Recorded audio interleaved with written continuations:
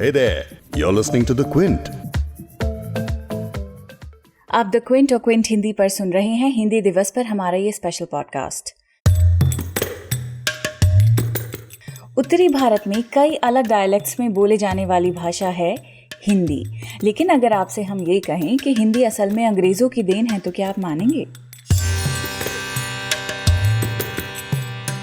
और अंग्रेजों से पहले संस्कृत तक धर्म से जब कभी जोड़ी नहीं गई तो ऐसा क्या हुआ कि हमारी एक भाषा को पहले तोड़ा गया, फिर ये तय किया गया कि कौन सा धर्म कौन सी भाषा की परवरिश करेगा।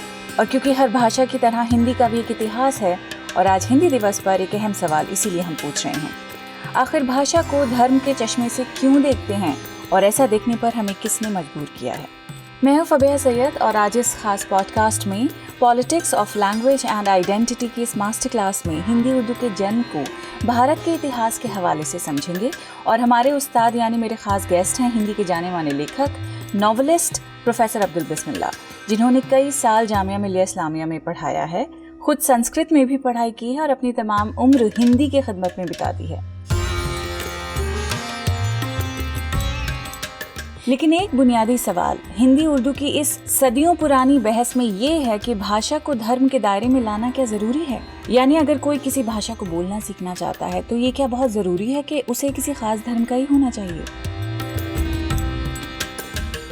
बिल्कुल नहीं।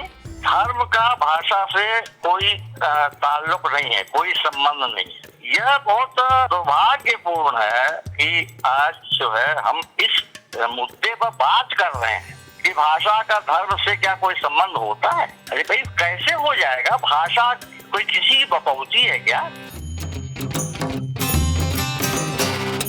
पूरा पॉडकास्ट सुनने के लिए डिस्क्रिप्शन में दिए गए लिंक पर क्लिक करें। आप द क्विंट और क्विंट हिंदी के पॉडकास्ट सुन सकते हैं Google podcast, Apple podcast, Spotify और जियो सावन पर भी।